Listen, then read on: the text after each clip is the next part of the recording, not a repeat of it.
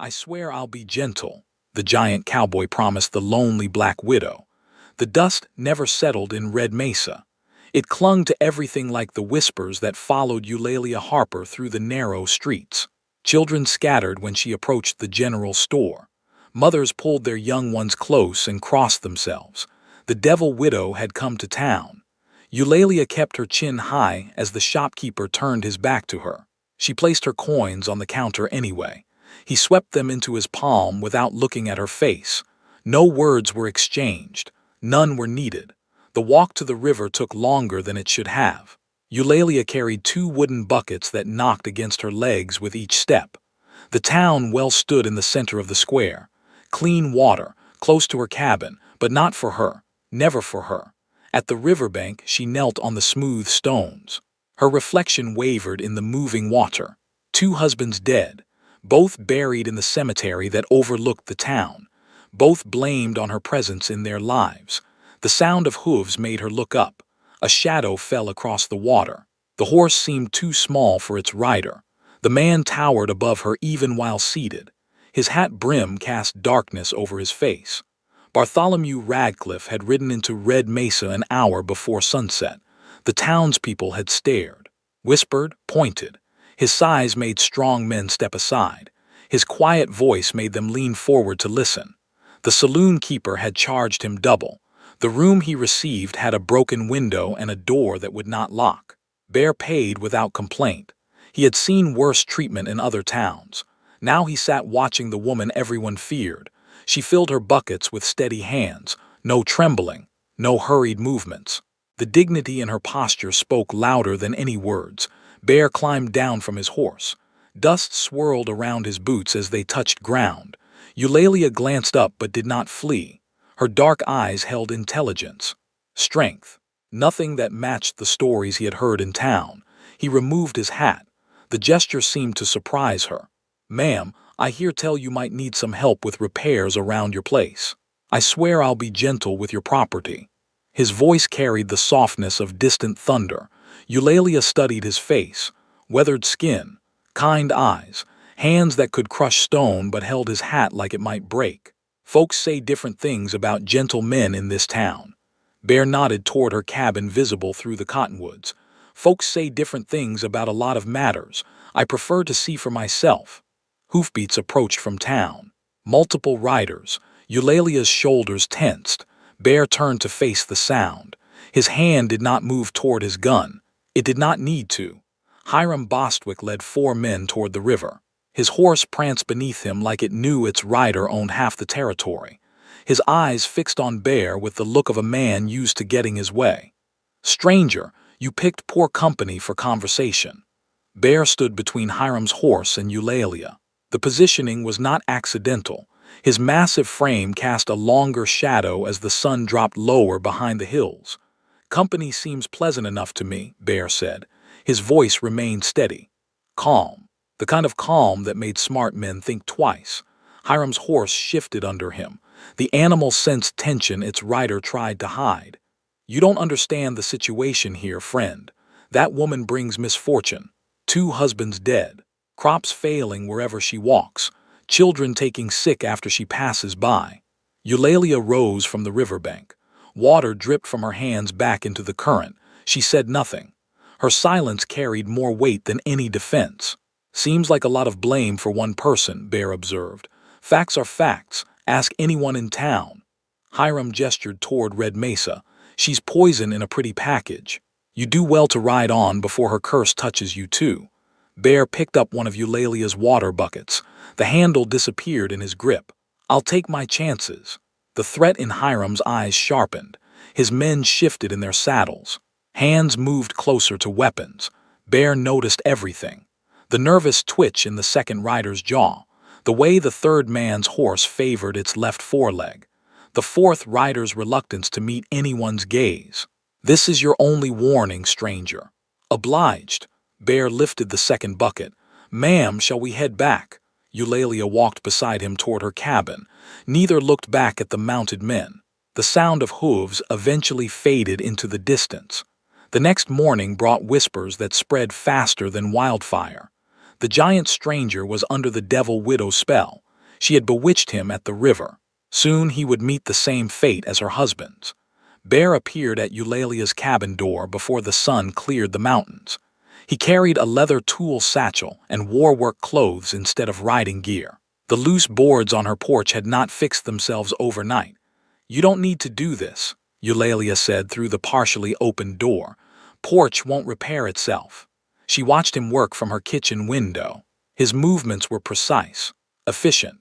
No wasted motion despite his size. When he needed a smaller nail, he selected it without looking. When a board required gentle pressure, he applied exactly the right amount. By midday, curious townspeople had gathered at a distance. They pretended to conduct business while stealing glances at the cabin. The blacksmith lingered longer than necessary outside his shop. The preacher found reasons to walk past 3 times. Bear worked through their stares. He had felt similar attention in other towns, fear mixed with fascination, the urge to watch something they could not understand. Eulalia brought him water at noon. She set the glass on the porch rail and retreated to the doorway. "They're watching. Let them watch. They think you're under some kind of spell." Bear tested the strength of a repaired board with his boot. It held firm.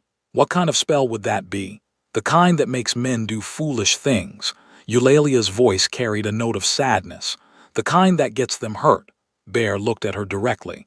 "You strike me as educated, well-spoken. Nothing foolish about treating someone with basic courtesy." The observation surprised her. Most people in Red Mesa had forgotten she possessed any intelligence beyond brewing trouble. "I taught school back in Missouri. Before I married." "What subjects?" "Mathematics, literature, some legal studies." She paused. "My father believed women should understand the law, said knowledge was the only protection that couldn't be taken away." Bear nodded toward the law books visible through her open door. "Wise man." Their conversation was interrupted by approaching footsteps. The general store owner walked up the path with deliberate slowness. His face carried the expression of a man delivering bad news he secretly enjoyed. "Ma'am." "Sir," he addressed them both but kept his distance from the porch. "Folks in town are getting concerned about the situation here." "What situation is that?" Bear asked. "Well, the association. People are starting to talk about consequences." Eulalia's hands tightened on her apron. She had heard similar warnings before. They always preceded increased hostility, sometimes worse. Bear set down his hammer. The sound echoed off the porch boards like a judge's gavel. "What kind of consequences?" The store owner's confidence wavered under Bear's steady gaze. "Just concerns about the natural order of things, how the town operates. Seems to me the town operates on fear and gossip. Now see here, we're good Christian people. We look out for each other. By leaving a woman to carry water from the river instead of using the town well," the accusation hung in the air between them. The store owner's face reddened. He had not expected direct confrontation. Most strangers listened to warnings and moved along. "That's different, the situation is complicated." "Complicated how?" But the store owner was already backing away. He muttered something about people not understanding local customs and hurried back toward town. Bear returned to his repairs. Eulalia remained in the doorway. The afternoon sun cast long shadows across her property. In the distance, Red Mesa shimmered like a mirage that might disappear if examined too closely. "They won't give up," she said quietly. Bear drove another nail home with 3 precise strikes. "Neither will I." The words carried a promise that settled over the cabin like evening calm. For the first time in months, Eulalia allowed herself to believe that someone might actually stay. The wind picked up as evening approached. It carried the scent of dry grass and something else. Something that made Bear look toward the hills behind Eulalia's cabin. Smoke. 3 of Hiram's men rode along the ridge. They moved slowly, deliberately. One carried a burning torch despite the daylight. They were not trying to hide their presence. Bear watched them through the cabin window. Eulalia stood beside him. Her face had gone pale, but her voice remained steady.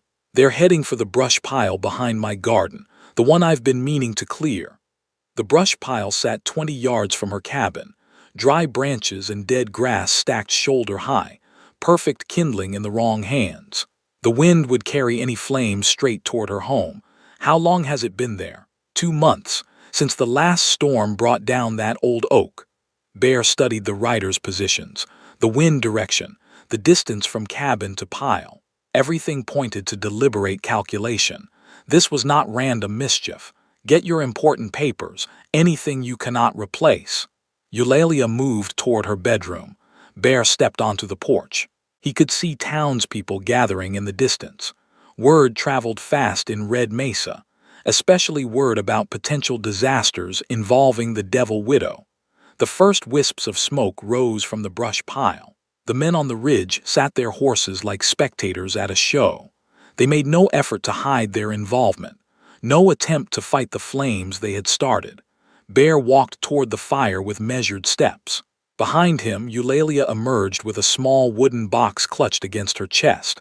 The wind gusted stronger. Flames licked higher into the evening air. The townspeople arrived in groups. Some brought buckets. Others came empty-handed. A few openly smiled as they watched smoke billow from the Devil Widow's property. The preacher stood among them with his hands folded. He made no move to help. Bear reached the brush pile as flames began jumping to nearby grass. The fire moved faster than walking speed. In minutes it would reach Eulalia's vegetable garden. In 10 minutes her cabin could be burning. He turned to face the crowd. 40 people stood watching, some eager for disaster, others uncertain but unwilling to act, all waiting to see what would happen next. Bear's eyes moved across their faces. The blacksmith avoided his gaze but gripped his bucket tighter. The doctor's wife shifted nervously. The saloon keeper crossed his arms and smirked. Each person's posture told a story, their true feelings written in stance and expression. "Fire's spreading toward the cabin," Bear announced. His voice carried across the open ground. "Going to need help stopping it." The saloon keeper laughed. "Maybe the curse will burn itself out." Bear ignored him. He focused on the blacksmith. The man's shoulders were broad, his hands strong from years of forge work. More importantly, he looked ashamed. "Could use someone who knows how to work hard." The blacksmith glanced at the other townspeople, then at his bucket, then at the flames spreading toward Eulalia's garden where she grew vegetables that fed the stray cats everyone pretended not to notice. He stepped forward, the doctor's wife followed, then the baker. One by one, people moved toward the fire, not everyone, but enough. Bear organized them with quick gestures. Water carriers here, dirt throwers there, blanket beaters along the perimeter. He positioned each person where their skills would do the most good. The blacksmith's strength, the doctor's wife's steady nerves, the baker's attention to detail.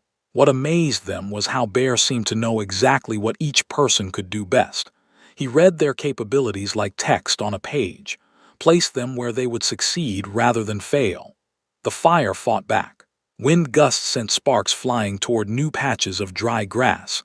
Flames reached higher than a man's head.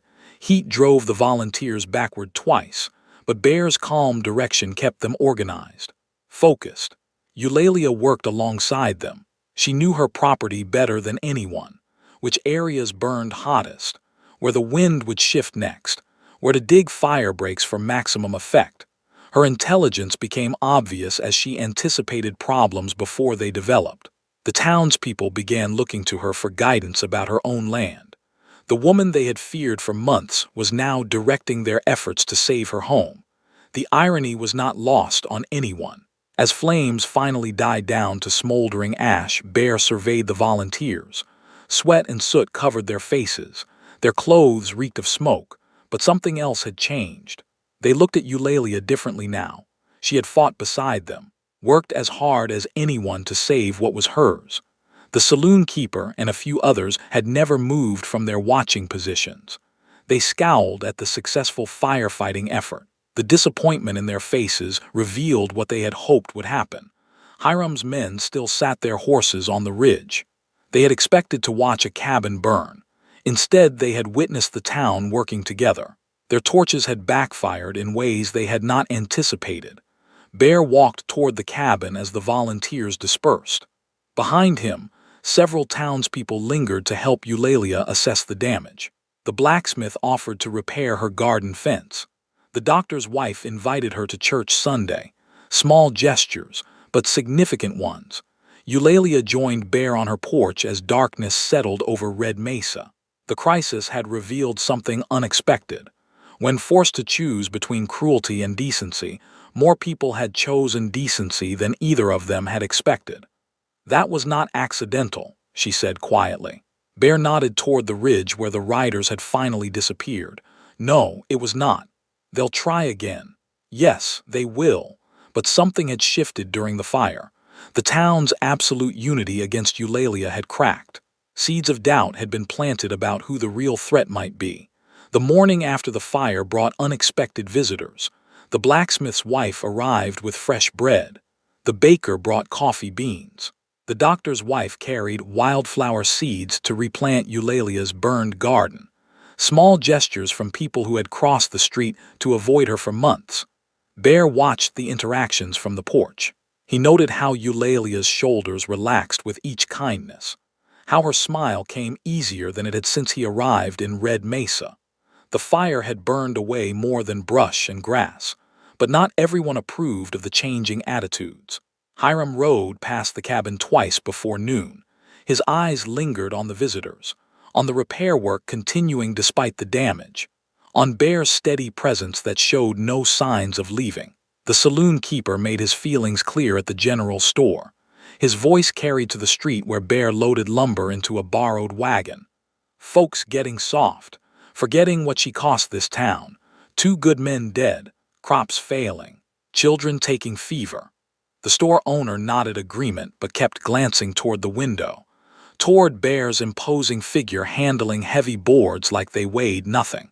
"Maybe things just happen sometimes," the blacksmith suggested quietly. "Maybe there ain't always someone to blame." The saloon keeper's face reddened. "You saying we've been wrong all this time?" "I'm saying that woman worked harder than most to save her own place, and helped save others too." The argument continued as Bear finished loading. He had heard similar debates in other towns. When fear started losing its grip, anger rushed in to fill the empty space.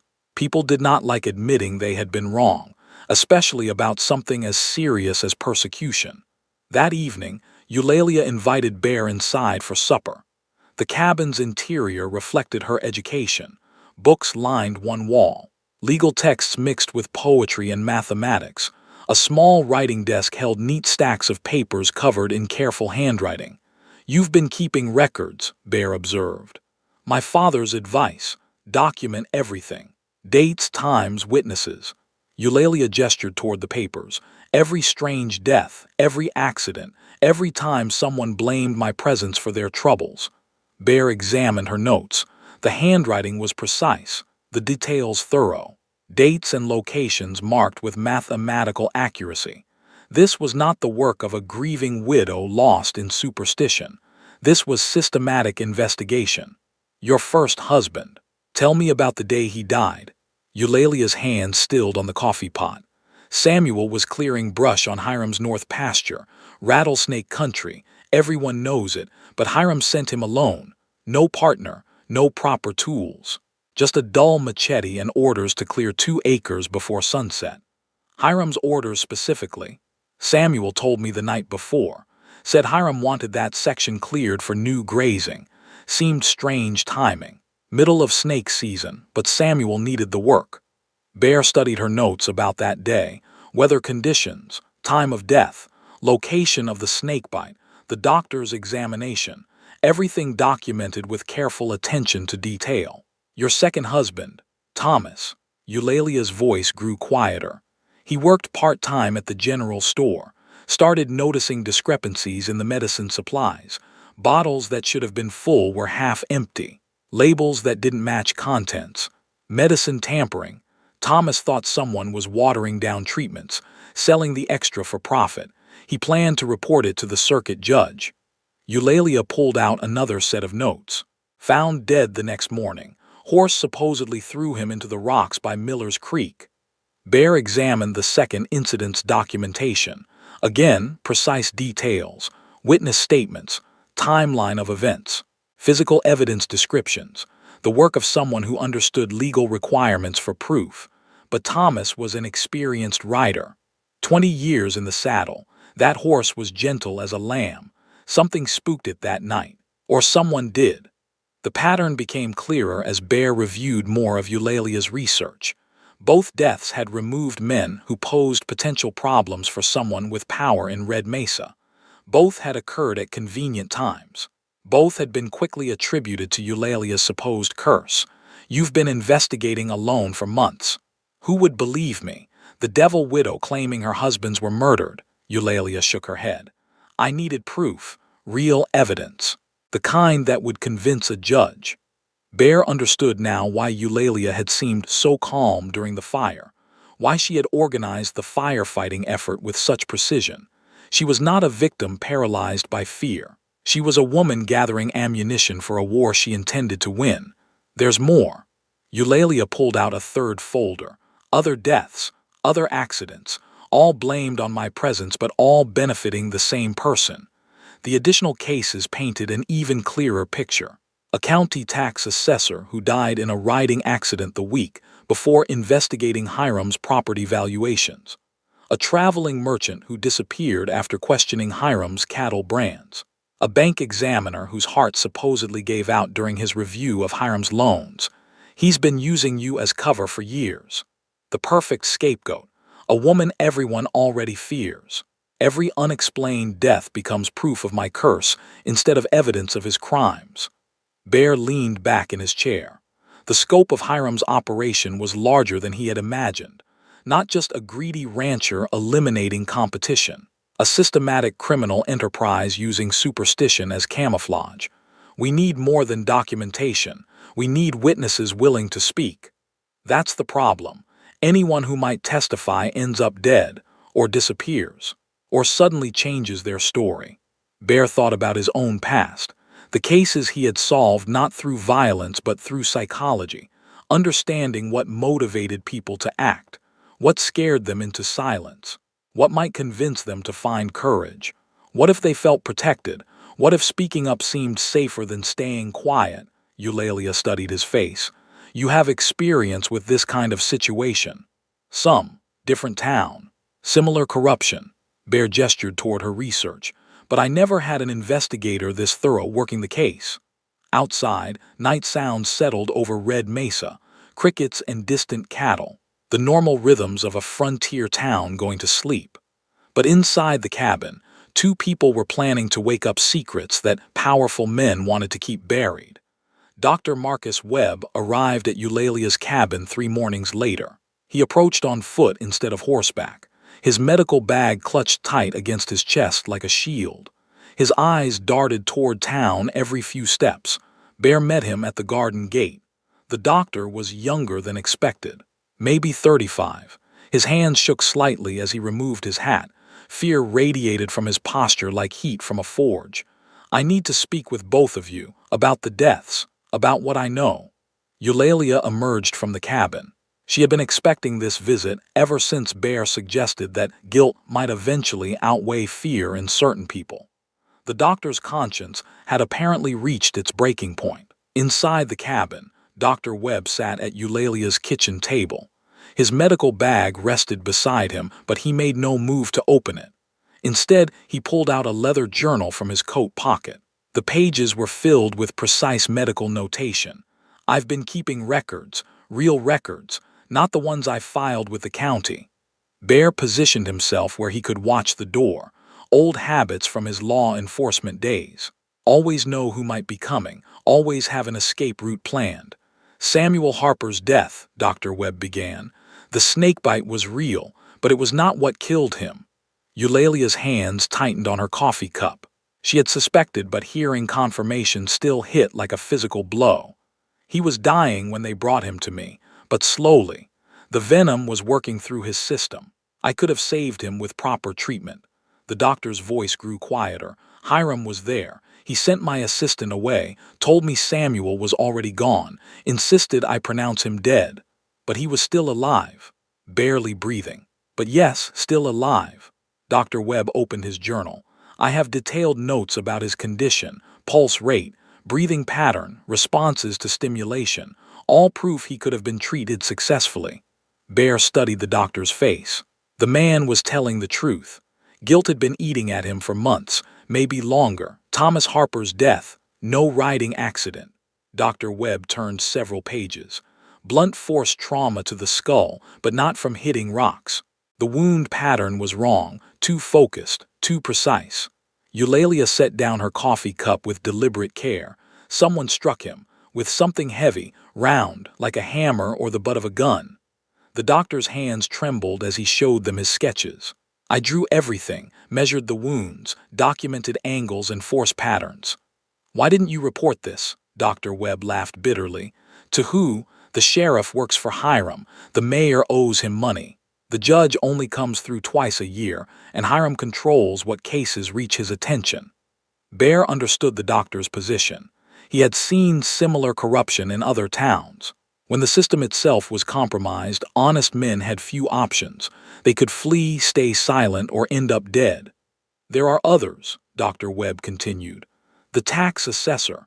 Heart attack, they said, but I found bruising around his throat. Signs of strangulation. He flipped more pages. The bank examiner. Poisoning, not a weak heart. Each revelation confirmed what Eulalia's research had suggested.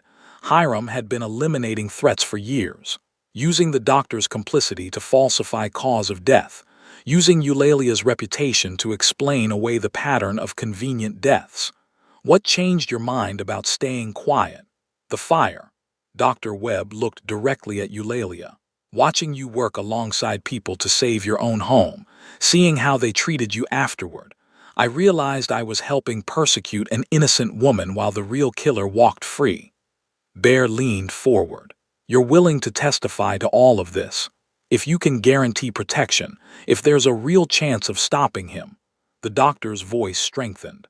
I became a physician to save lives. Instead, I've been covering up murders. I cannot live with that anymore. Eulalia pulled out her own research. She spread the papers across the table beside the doctor's journal. 2 separate investigations that supported identical conclusions. The documentation was overwhelming. We need the circuit judge, Bear said. Someone with authority to act on evidence like this. Judge Morrison comes through next month for the quarterly court session. Dr. Webb studied their combined evidence. But Hiram will know if we send word ahead. He has people watching the telegraph office, the mail routes. Bear had anticipated this problem. Corrupt men always controlled communication channels. They survived by knowing about threats before threats could develop. What if the judge received an invitation he could not refuse? Something that required his immediate attention. Like what? Bear smiled for the first time since arriving in Red Mesa. Like a formal complaint filed by multiple citizens alleging systematic corruption. The kind of complaint that creates legal obligations for investigation. Eulalia understood immediately. A petition, with signatures, filed through proper legal channels. Exactly. Once filed, the judge has to respond, has to investigate, cannot ignore it without risking his own position. Dr. Webb looked between them. You think people will sign such a petition after being afraid for so long? Some will. Bear thought about the townspeople who had fought the fire, who had visited Eulalia with small kindnesses afterward. Especially if they understand the alternative is living under Hiram's control forever. And if we can prove their signatures will be protected, Eulalia added. That speaking up is safer than staying silent. The 3 of them spent the rest of the morning combining their evidence, medical records, timeline documentation, witness statements, pattern analysis. By noon, they had built a case that would convince any honest judge. The question now was whether they could present it before Hiram discovered their alliance. The doctor's late-night visit would not go unnoticed for long. In a town the size of Red Mesa, secrets traveled faster than horses. But for the first time since arriving, Bear felt optimistic. They had evidence. They had a witness. Most importantly, they had a strategy that did not require violence or vigilante justice. Just truth presented through proper legal channels. Sometimes the system worked if you knew how to work the system. The town meeting drew the largest crowd in Red Mesa's history. Every seat in the community hall was filled. People stood along the walls. Others pressed against windows from outside. Word had spread that something important was happening, something that would change everything. Hiram arrived fashionably late with his usual entourage. He expected to find a small gathering discussing mundane town business. Instead, he found a packed room buzzing with nervous energy. His confident stride faltered when he spotted Bear and Eulalia sitting at the front table with Dr. Webb. The mayor called for order, but his voice shook. He kept glancing at Hiram for guidance. This meeting was not following the usual script. Too many people, too much tension, too many variables outside anyone's control. Eulalia rose to address the crowd. The room fell silent. Many had never heard her speak in public before. They expected either timid whispers or wild accusations. Instead, her voice carried the authority of an educated woman presenting facts to reasonable people. Friends and neighbors, for months you have blamed me for tragedies that have befallen this town. Tonight I want to show you who is really responsible. She laid out the evidence methodically. Samuel's death presented as murder disguised as accident. Thomas killed for discovering medicine tampering. The pattern of convenient deaths that always benefited one man. Her presentation was calm, logical, devastating. Dr. Webb stood next. His medical journal provided proof that could not be disputed. Detailed documentation of falsified death certificates. Evidence of wounds that did not match official explanations. Testimony of being forced to lie about causes of death. I have been complicit in covering up murders. I cannot live with that burden anymore. Bear remained seated, but his presence anchored the proceedings. His calm confidence gave others courage to listen, to consider possibilities they had been afraid to contemplate, to question assumptions they had accepted without examination. Hiram finally found his voice. This is preposterous. The ravings of a disturbed woman and a frightened doctor. Everyone knows what she is, what she brings to this town. What I brought to this town was inconvenience to your plans. Eulalia's response was sharp but controlled. Every death blamed on my curse was actually elimination of someone who threatened your control. The crowd began murmuring. Connections were being made. Questions were being asked. The absolute certainty about Eulalia's guilt was cracking under the weight of evidence. You have no proof of these wild accusations. Eulalia smiled for the first time that evening. Actually, I do. The doors at the back of the hall opened. Judge Morrison entered with 2 federal marshals. His presence changed everything. This was no longer a town meeting. This was a legal proceeding with real consequences. Bear had sent word 3 days earlier through channels Hiram did not monitor. A traveling merchant loyal to nothing, but money had carried the message to the territorial capital. The evidence had been compelling enough to warrant immediate investigation. Judge Morrison took control of the proceedings with practiced authority. This court is now in session. I have reviewed preliminary evidence of systematic criminal activity in Red Mesa. We will hear testimony and examine proof. Hiram's face went pale. His men shifted uncomfortably near the doors but made no threatening moves. Federal marshals carried different weight than local intimidation tactics. This was beyond Hiram's ability to control or influence. The testimony continued for 2 hours. Dr. Webb presented his medical evidence. Other townspeople came forward with observations they had been afraid to share. The blacksmith testified about suspicious orders for tools found at crime scenes. The store owner admitted to being pressured to falsify inventory records. Each piece of evidence built upon the others. A comprehensive picture of corruption emerged that could not be dismissed or explained away. Hiram's empire of fear began crumbling as people found courage to speak truth. The breakthrough came when the telegraph operator revealed he had been saving copies of messages Hiram thought were destroyed. Communications with criminal contacts in other territories. Orders for specific actions against perceived threats. Written proof of conspiracy to commit murder. Judge Morrison called for a recess while he examined the physical evidence. When court reconvened, his decision was swift and final. Hiram Bostwick, you are under arrest for multiple counts of murder, conspiracy, fraud, and corruption. You will be transported to the territorial capital for trial. The marshals moved forward. Hiram's men made no attempt to interfere. Some seemed relieved that their involvement was finally ending. Fear had kept them loyal. With fear removed, loyalty evaporated quickly. As Hiram was led away in chains, he turned toward Eulalia with desperate fury. "This is not over. People like you do not win. People like me already have." The crowd erupted in voices, some cheering, some crying, some simply stunned by how quickly their world had changed. The woman they had blamed for everything was revealed as the victim of an elaborate deception. The man they had trusted was exposed as a calculating killer. Over the following weeks, Red Mesa transformed. Eulalia was formally cleared of all suspicion. The townspeople who had shunned her worked to make amends. Her cabin became a gathering place for people seeking advice on legal matters or simply wanting to learn from someone who had never lost faith in justice. Bear accepted the position of town sheriff. His gentle strength became exactly what Red Mesa needed to heal from years of living under Hiram's shadow. His promise to be gentle had evolved into a philosophy that guided the entire community. Dr. Webb resumed practicing medicine with renewed purpose. His courage in speaking truth had saved not just individual lives but the moral soul of the town. He established the first real medical practice Red Mesa had ever known. The community learned that assumptions based on fear were dangerous. That scapegoating the innocent allowed real evil to flourish unchallenged. That dignity and intelligence could triumph over prejudice when people chose to listen rather than judge.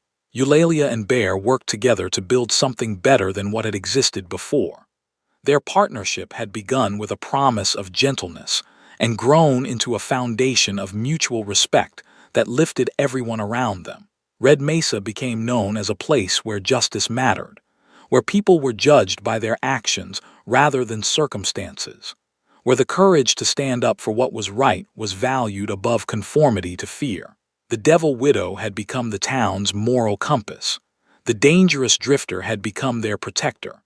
Both had found home in the most unlikely place by refusing to let others define their worth. Truth had indeed proven more powerful than prejudice. Justice had prevailed through patience and dignity rather than violence, and gentleness had conquered fear through the simple act of treating people with the respect they deserved. And that is all to the story for now. Please let me know where you are tuning in from. Perhaps we will create a story there. Consider liking this video and subscribing to our channel, and if you enjoy our content, click this video on your screen.